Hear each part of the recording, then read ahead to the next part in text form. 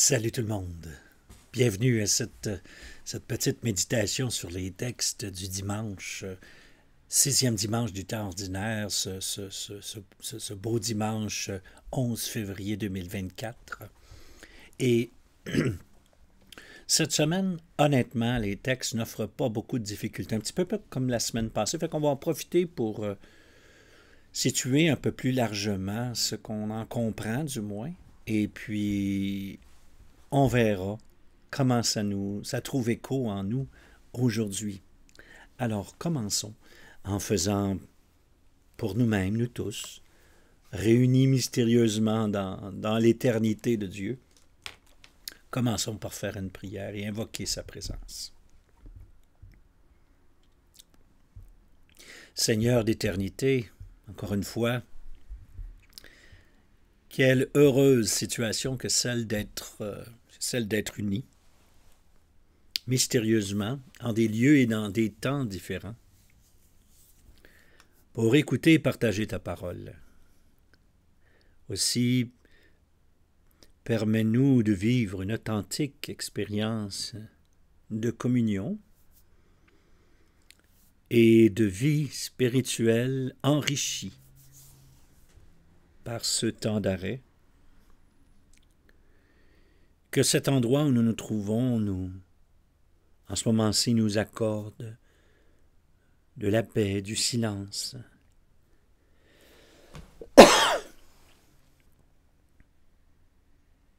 Et que nous puissions entendre ta voix, entendre ta parole dans ce contexte.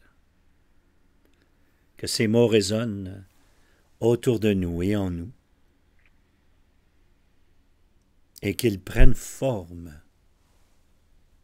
dans le temps présent. Par le nom de Jésus, ton Fils, notre Seigneur, par l'Esprit Saint qui nous unit,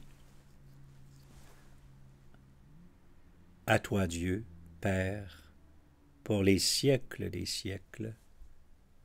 Amen. Prêt? On y va.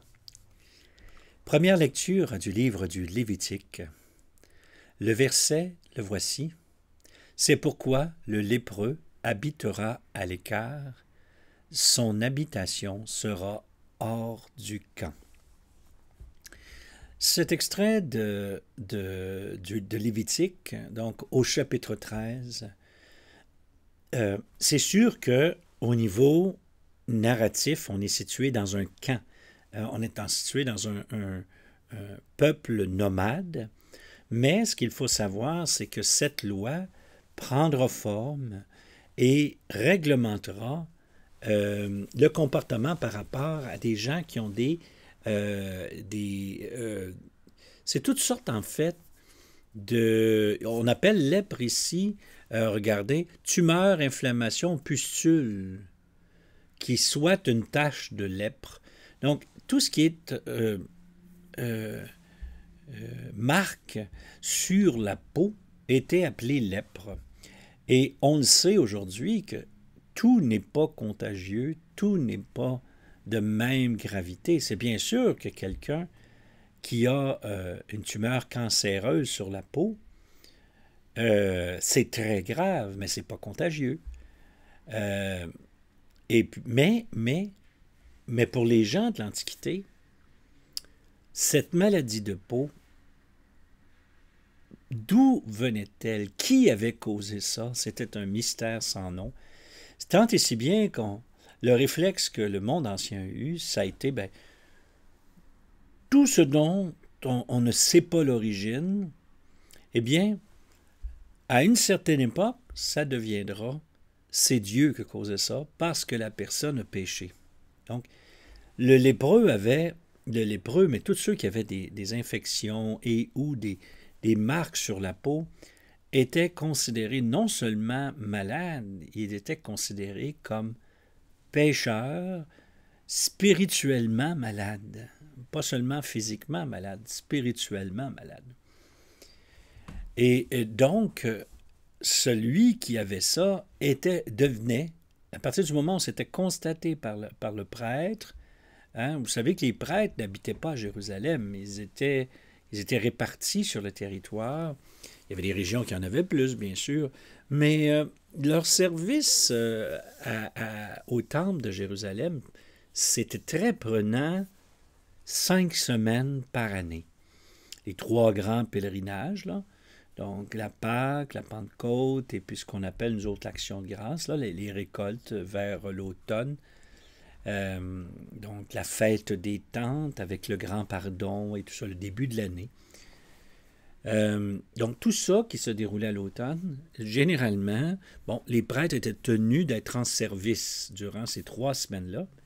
Mais ensuite, pour les autres semaines, il y avait une rotation. Si mon souvenir est bon, c'est approximatif, là, il y avait 24 équipes qui étaient en rotation. 2 semaines, ils avaient 2 fois une semaine. Tout ça pour dire que d'être prêtre, ce n'était pas un état permanent. C'est un état permanent parce qu'on habitait dans les familles de prêtres, là. Mais ce n'était pas un service permanent. C'était 5 semaines par année. Donc, le reste du temps, les prêtres devaient faire autre chose. Quand on voyait, quand ils avaient la déclaration que la personne était lépreuse, ben, elle devait être physiquement identifiable par des vêtements déchirés, des cheveux en désordre, et puis il se couvrira le haut du visage jusqu'aux lèvres, donc jusqu'ici, et il criera « impur, impur ». Tant et si bien que quand tu cries « impur, impur », les gens ont le temps de voir que tu arrives. Et puis peuvent s'écarter pour te laisser passer, pour pas que personne vienne proche de toi et contracte n'importe quelle maladie. Et puis, c'est bien que les lépreux, finalement, se trouvaient à vivre dans des petites agglomérations, des villages de lépreux, on va dire ça comme ça, marginalisés. Et ils étaient réduits à la mendicité. S'ils faisaient quelque chose, tout ce qu'ils fabriquaient était impur, donc ne pouvait servir qu'à des gens qui étaient impurs. C'est pourquoi il habitera à l'écart, son habitation sera hors du camp. Donc, ces communautés de lépreux ont traversé non seulement la période de l'Ancien Testament, mais du Nouveau Testament aussi. Et à l'époque de Saint François d'Assise, donc on parle au Moyen Âge, c'était encore comme ça. Les lépreux vivaient à l'écart de la ville, et c'est là que Saint François a choisi d'établir Notre-Dame des Anges pour servir les lépreux. Hein? Puis à ce moment-là, la lèpre s'était distinguée de d'autres maladies de peau, même si on ne savait pas toujours comment les traiter. Il reste que là, la lèpre qu'on identifie aujourd'hui était plus précise. Ce n'était pas encore la lèpre moderne, mais c'était beaucoup plus précis qu'à l'époque biblique. À l'époque biblique, tout ce qui est psoriasis, eczéma, acné, ça passait tout là-dedans, là, ces maladies-là. Et tant que la personne ne s'était pas réglée au niveau corporel, physique, la personne vivait marginale. Hein? C'était assez abrupt comme situation. Ce n'était pas seulement une maladie. C'était aussi une tâche, une tare de nature religieuse et spirituelle, mais c'était aussi une marginalisation qui était sociale et qui faisait que tu ne vivais pas avec le reste de ta famille, avec le reste de ton village. Alors, c'est assez pénible. Bien sûr, les membres d'une famille, on a des rapports anciens, de membres d'une famille qui prennent soin quand même des leurs, à distance, bien sûr, là, mais prendre soin des leurs quand ils sont... et au moment où est-ce que la marque cutanée disparaissait, la personne se présentait à un prêtre juif, on parle toujours des prêtres juifs, là, se présentait donc à un prêtre juif qui constatait qu'il n'y avait plus rien, puis elle revenait un peu plus tard, puis s'il n'y avait eu aucune trace qui était apparue entre ces deux moments, la personne pouvait réintégrer sa famille après des rites de purification. Le psaume semble complètement déconnecté de ça. Heureux l'homme dont la faute est enlevée, le péché remis, heureux l'homme dont le Seigneur ne retient pas l'offense. Tu as enlevé l'offense. De ma faute, que le Seigneur soit votre joie. Exultez, homme juste, homme droit, chantez votre allégresse. Ça se trouve être dans le psaume 31 de nos lectionnaires, 32 dans la Bible. La raison pourquoi c'est là, c'est bien sûr pour accompagner et comprendre que la personne qui était par la personne qui est pardonnée profondément, qui reçoit ce pardon de la part de Dieu, est comme libérée d'un poids énorme et retrouve le chemin de la jubilation, le chemin de la joie éclatante, la joie manifeste. Il faut toujours se rappeler que la Terre sainte, ce n'est pas l'Occident, c'est pas des sociétés qui sont réservées. C'est une société expansée. On exprime clairement et fortement ses opinions à qui veut bien nous entendre. Alors nous autres, on est toujours, les Québécois en particulier, là, aussitôt qu'il y a un mot plus fort que l'autre, on est inquiet. Là. Quand on va dans ces pays-là, le nord de l'Afrique, l'Est, l'Orient, pas l'Extrême-Orient, là, mais on est inconfortable parce que quand les gens ne sont pas contents dans un magasin, on l'entend. Quand les gens sont frustrés, on l'entend. Puis c'est même une des choses qui nous démarque le plus d'avec la France. La France, pas pour tout le monde, mais une grande partie des gens n'hésitent pas à dire leur mécontentement, même assez fort parfois, publiquement, ce que ne fera jamais un Québécois. Les gens peuvent être très déçus, être très mécontents, puis les Québécois, ils ne diront pas tout de suite, mais par contre, ils vont laisser le mécontentement, puis là 5-10 minutes plus tard, là, on entend. Là. Si les gens ne sont pas contents, là, on l'entend. Et puis, moi, je trouve que c'est plus un défaut qu'une qualité, là, mais il reste qu'on a la réputation d'être des gens gentils. Ben oui, mais c'est à cause de ça. C'est qu'en fait, on peut être extrêmement déçu, extrêmement frustré, puis des fois, on ne dit rien. Sur le coup. Ça ne veut pas dire que ça ne sortira pas plus tard, puis à d'autres personnes. Hein? Donc, ici, il y a l'expression très claire de cette libération spirituelle qui prend les tournures extérieures. Et puis, exultez, chantez votre allégresse, homme droit.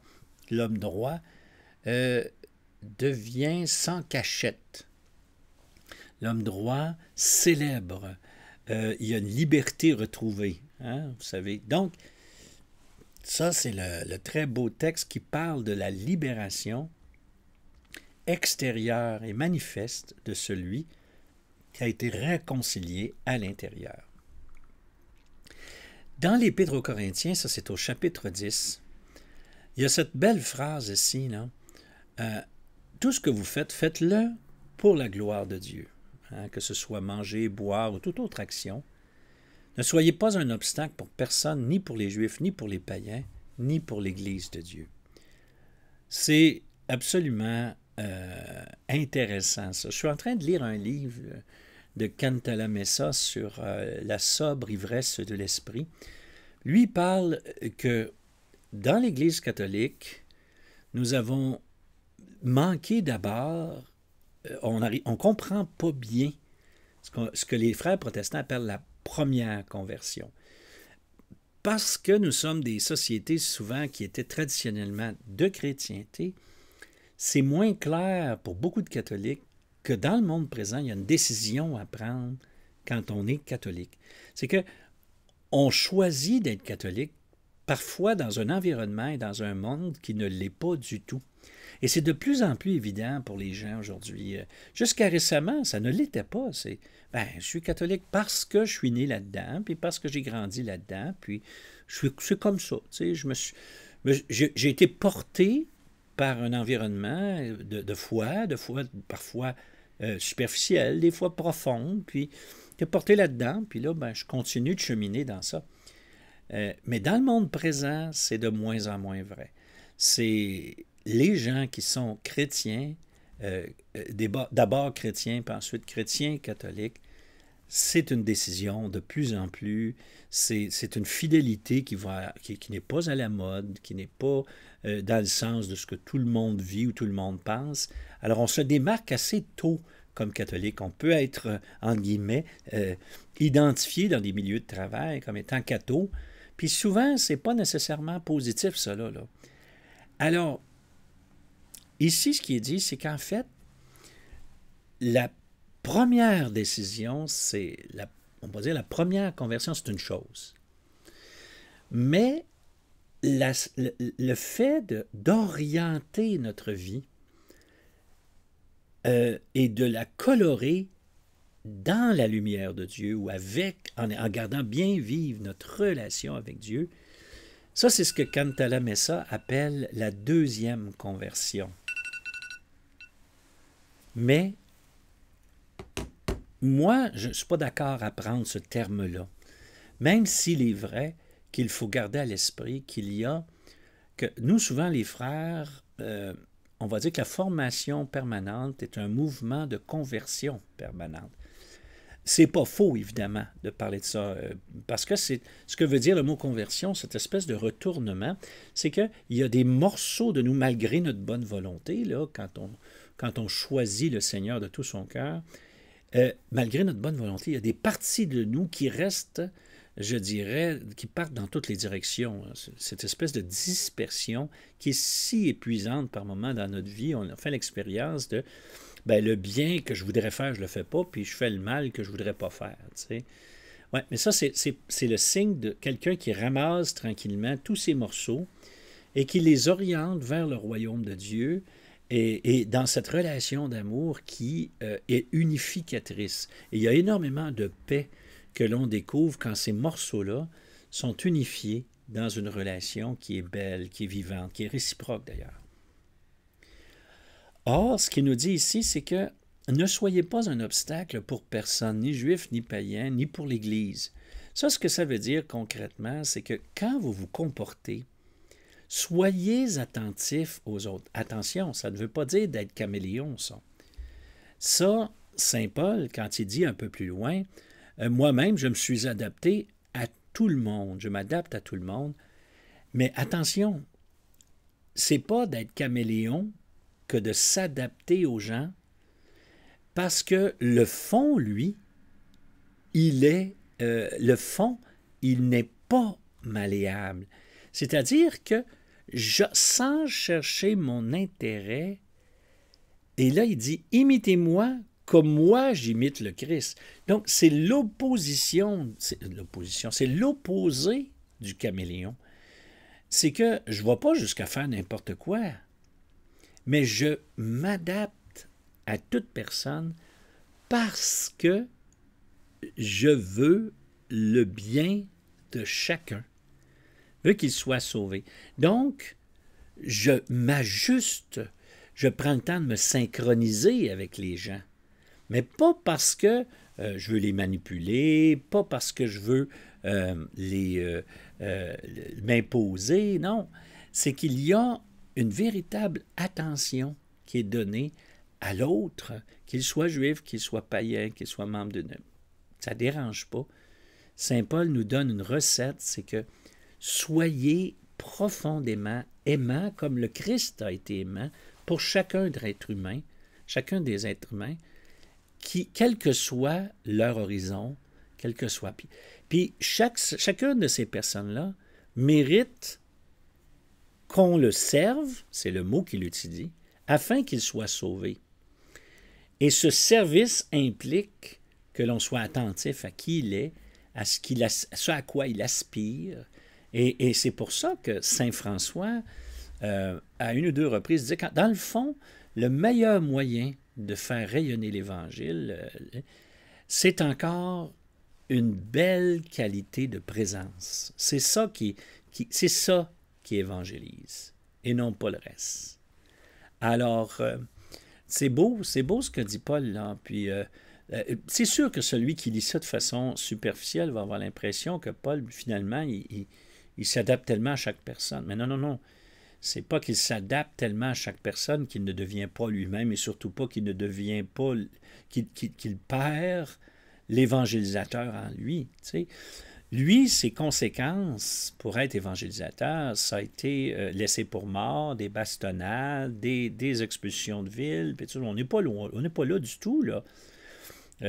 On subit parfois des désagréments du fait qu'on soit croyant.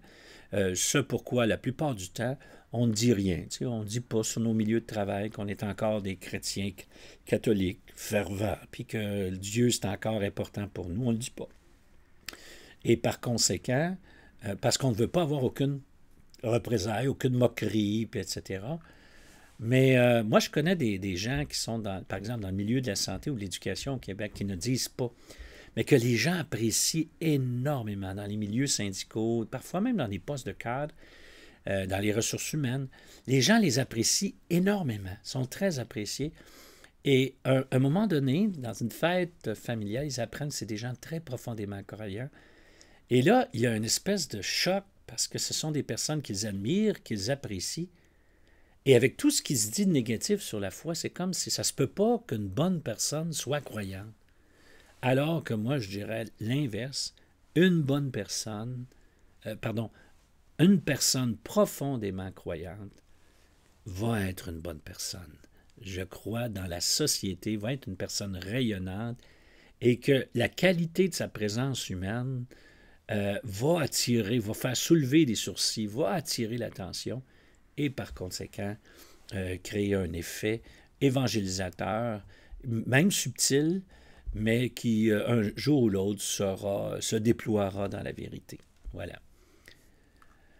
Ceci dit, le texte de la guérison du lépreux maintenant dans Marc 1, à la fin du chapitre, là, c'est très court, prend tout son sens par rapport au texte. C'est-à-dire que là, les textes deviennent très, très importants. C'est-à-dire que Jésus ne se préoccupe pas de ce que pense l'intelligentsia de son temps. Il y a des gens qui sont vraiment opposés à la guérison, sont opposés d'abord à la présence d'un lépreux dans une synagogue, proche des gens. Puis ce qu'il devrait dire, c'est impur, impur, impur, pour que tout le monde puisse se tasser. Et là, ce lépreux arrive au temps et tombe à ses genoux. Et il dit, si tu le veux, tu peux me purifier. Et là, le gros bon sens, comme Jésus a dans d'autres récits, il ne touche pas le lépreux. Il va lui dire, avance ta main et vas-y, sois purifié. Mais là, ici, Jésus a étendu la main, il le toucha, il lui dit, je le veux, sois purifié. Et c'est vraiment ça qui est remarquable. Dans le monde juif, là, l'impureté rituelle, c'est quelque chose qui se transmet d'une personne à l'autre.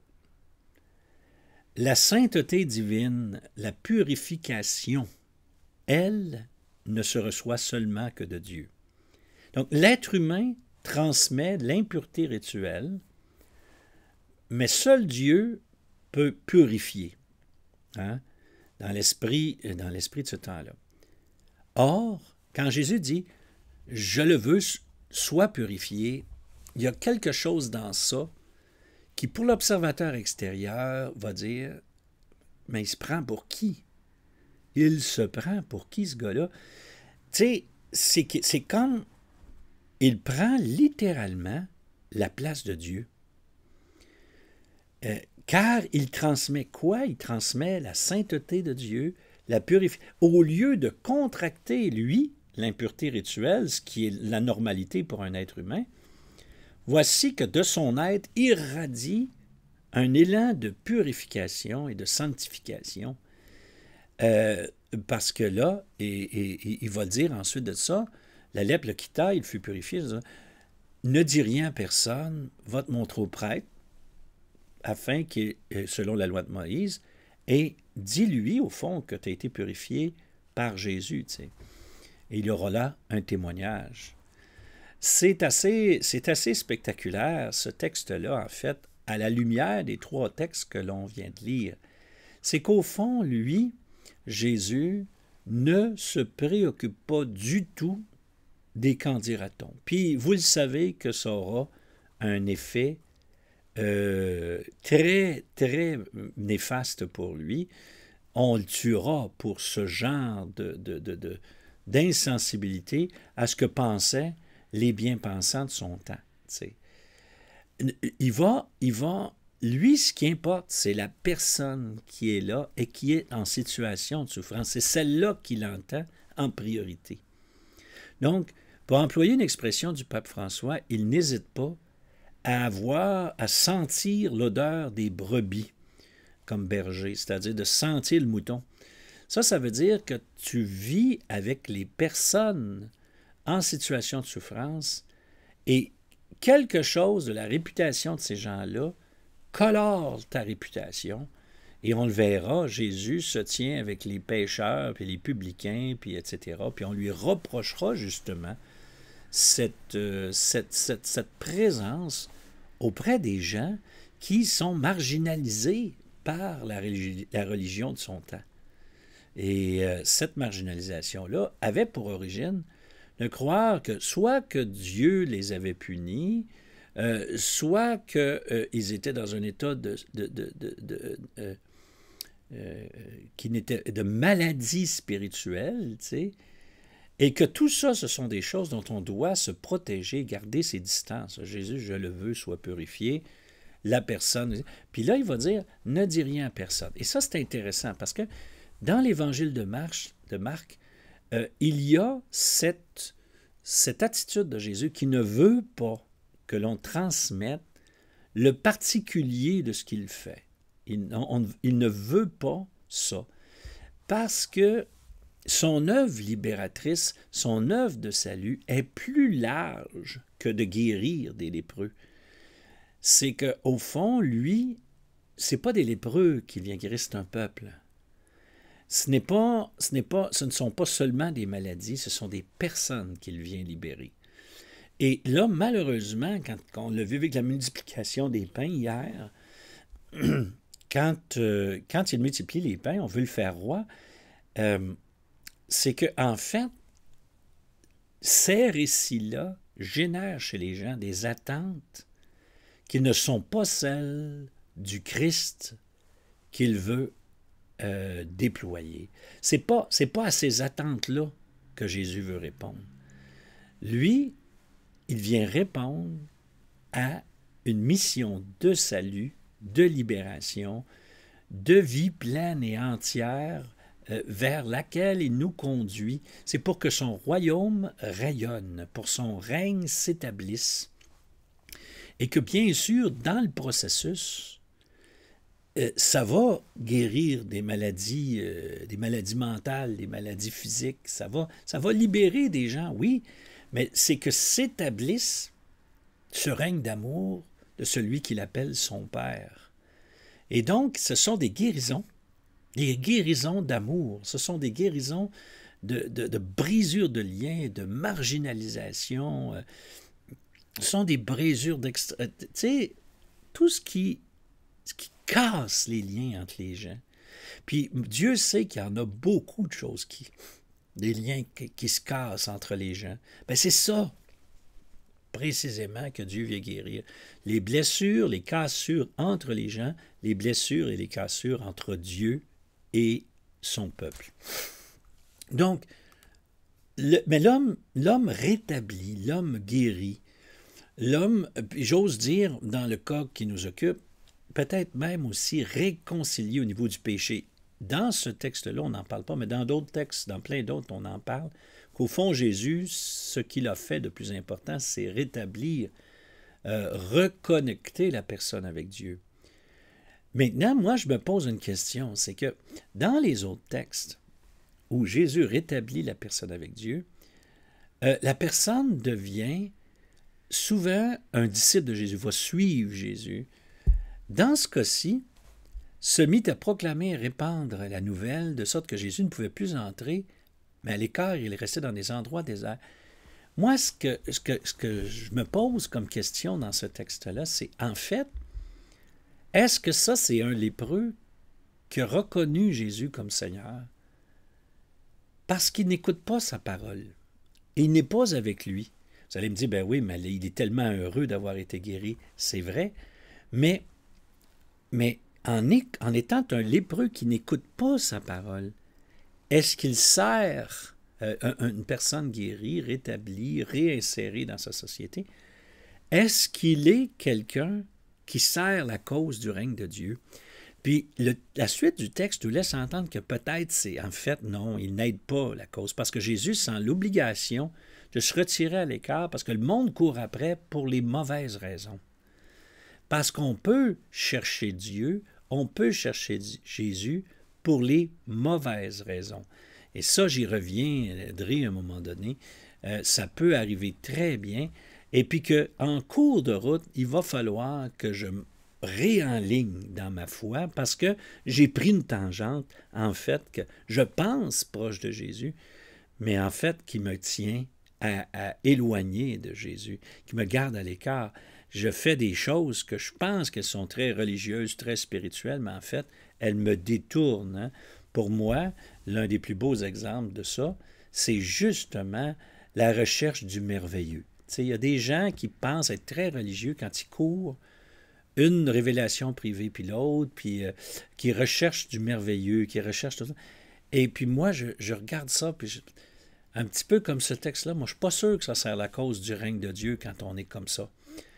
Que dans notre vie chrétienne, que dans notre relation avec le Seigneur, il se passe des choses merveilleuses, ça, je suis tout à fait d'accord, mais qu'on fasse de la recherche du merveilleux la quête principale de notre vie religieuse, comme si c'était le sceau de Dieu, quand c'est en apparence merveilleux, c'est comme si c'était le sceau de Dieu, c'est là que je suis certain qu'il y a un écart par rapport à la... Parce que je pense qu'une grande partie du trajet ou des pas que le Seigneur nous invite à faire, une grande partie de la conversion qu'on a est justement de discerner la présence agissante, réelle de l'Esprit Saint, mais qui reste 90% du temps subtil. C'est une interprétation, c'est une invitation à la vie, c'est un courant de vie qui nous oriente et qui fait que tranquillement, tous les morceaux de notre être se tournent véritablement vers le règne d'amour que Jésus est venu instaurer, le règne de son Père. Alors, Jésus se tenait à l'écart parce qu'il voyait bien que ces gens-là ne couraient après lui, mais pas pour les bonnes raisons. Lui, il avait beau s'isoler, mais on venait à lui de partout. Et c'est ça, pour moi, l'une des trois tentations. C'est que la tentation qu'on a dans le désert, les gens pensent que c'est comme une espèce d'événement unique, mais c'est qu'en fait, c'est que dans cet épisode-là, on établit tout de suite quelles seront les tentations que Jésus aura à faire face dans sa mission pour ne pas être détourné justement de sa mission. Et c'est d'utiliser ces facultés, cette capacité-là de faire advenir des événements choquants, étonnants, bouleversants, pour une cause qui n'est pas celle de Dieu. Alors là, ce discernement constant qui est à l'œuvre ici, on le voit bien, c'est ce qui caractérise aussi sa fidélité. La fidélité de Jésus à la mission qu'il a reçue de la part de Dieu, c'est bien sûr de garder le cap, mais c'est aussi d'éviter les pièges et de ne pas répondre du tout à ce genre de séductions-là qui sont extrêmement trompeuses. Je connais bien des gens, moi, qui sont tombés dans le panneau des glorioles religieuses, d'attrait que les gens ont eu pour eux, puis là, ils pensaient supérieurs, puis tout ça. Puis moi, je vais vous avouer bien honnêtement, vous êtes bien gentil de me faire plein de beaux commentaires, mais je suis vraiment parfaitement conscient que mon style ne plaît pas à plein de monde, puis ma manière de faire peut ne pas vous convenir à certains moments, puis que ça peut arriver que je sois un obstacle, peut-être pas pour des personnes juives ou païennes, mais je peux être un obstacle pour certaines personnes d'Église. Puis j'en suis tellement conscient que c'est pour ça que je n'ai franchement aucune gloriole du service que je donne, soit de la parole le dimanche ou bien Non, non, je suis là pour servir le royaume, commenter la parole, faire advenir avec le petit peu que je peux, la petite contribution, faire advenir ce royaume le mieux que je peux. Et voilà ce que je peux faire, sans prétention, sans, sans croire que c'est si extraordinaire et si merveilleux, alors que je sais que mon Seigneur est extraordinaire et merveilleux. Moi, là, non, je peux tomber dans le panneau n'importe quand, puis comme toute personne qui aime le Seigneur, ben, quand tu tombes dans le panneau, ben, tu le reconnais, puis tu demandes au Seigneur pardon, puis tu te redresses, puis tu marches avec lui sans attendre. Que je vous souhaite donc de pouvoir vraiment marcher à sa suite sans obstacle, sans entrave, avec conviction, puis chaque fois que vous ferez erreur, parce que j'ai des nouvelles pour vous, vous allez faire erreur, là, comme moi je vais faire erreur, là, ben de le reconnaître, de se retourner, d'ajuster, de continuer, puis vous finirez pas. C'est pas sur terre que cette œuvre-là va se terminer. La grâce de Dieu va continuer de l'autre côté jusqu'en vie éternelle. Allez, Amen.